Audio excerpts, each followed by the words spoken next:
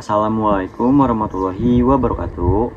Pada kesempatan kali ini saya akan mempresentasikan dan menganalisa hasil kajian saya, yaitu kajian estetika, visual, dan karakter arsitektural Gedung Kesenian Jakarta dalam perspektif desain. Namun sebelumnya saya ingin memperkenalkan diri saya dulu. Nama saya Zidan Ahmad Cukito Bersano dengan NIM 2590442046 dari kelas DJ25A. Oke, kita masuk ke pendahuluan. Gedung Kesenian Jakarta merupakan salah satu bangunan bersejarah di Jakarta yang memiliki nilai seni, budaya, dan sejarah.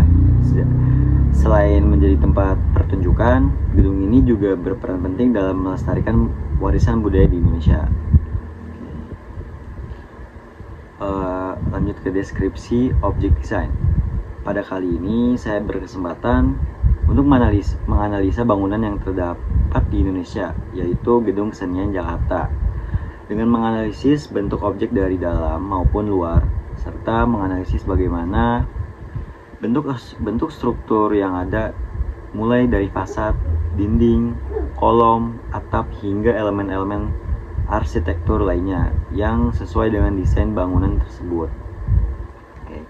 Selain itu, saya juga akan membahas fungsi dari setiap elemen dan alasan mengapa bentuk objeknya dirancang seperti itu. Secara keseluruhan, Gedung Kesenian Jakarta memiliki karakter bangunan bergaya kolonial klasik yang terlihat dari bentuk fasad yang simetris, penggunaan pilar pada bagian depan, serta perpaduan warna putih krem yang mendominasi eksterior bangunan. Elemen arsitektur tersebut memberikan kesan megah, elegan, dan bersejarah, sehingga menjadi Gedung Kesenian Jakarta sebagai salah satu bangunan cagar budaya yang masih mempertahankan nilai estetika dan fungsi budayanya hingga saat ini. Kita lanjut ke sejarah.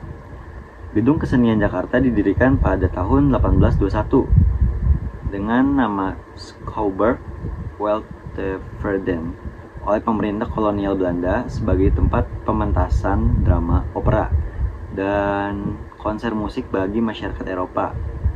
Seiring berjalannya waktu, gedung ini mengalami berbagai perubahan fungsi, mulai dari digunakan untuk kepentingan pemerintah dan menjadi lokasi KNIP pada masa awal kemerdekaan, hingga akhirnya dipugar dan difungsikan kembali sebagai pusat seni dan budaya.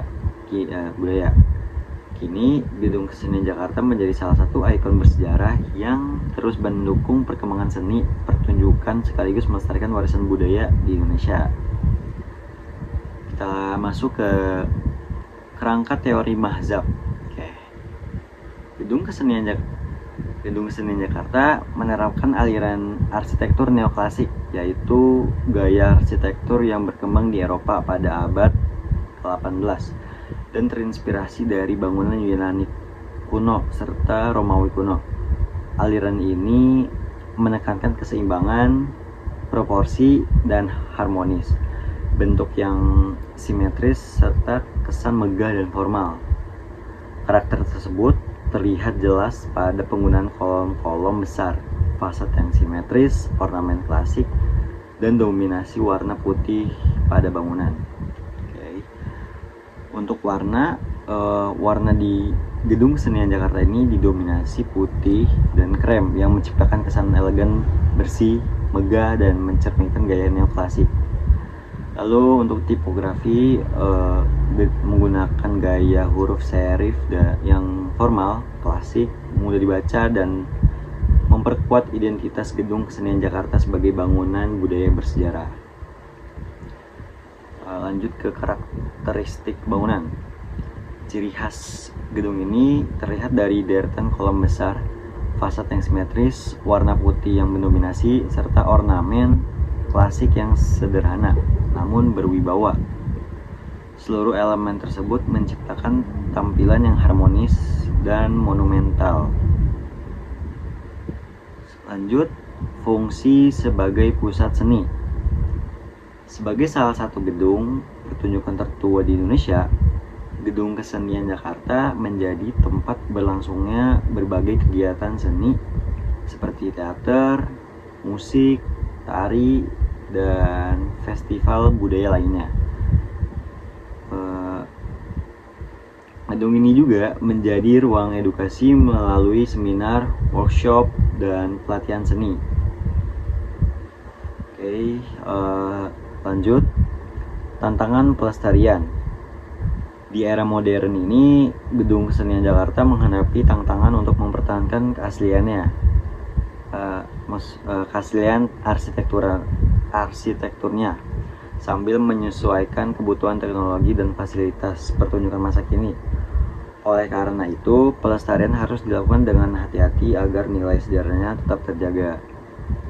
Lalu, kontribusi bagi pariwisata dan ekonomi kreatif. Keberadaan Gedung Kesenian Jakarta turut mendukung sektor pariwisata dan ekonomi kreatif dengan menarik wisatawan serta menjadi ruang kolaborasi bagi para seniman. Aktivitas yang berlangsung di dalamnya juga memberikan dampak positif bagi perekonomian di sekitarnya. Kesimpulannya, secara keseluruhan, Gedung Kesenian Jakarta merupakan contoh bangunan bergaya neoklasik yang berhasil memadukan nilai estetika, sejarah, dan fungsi sosial. Pelestarian gedung ini penting agar tetap menjadi pusat kebudayaan dan inspirasi bagi generasi mendatang.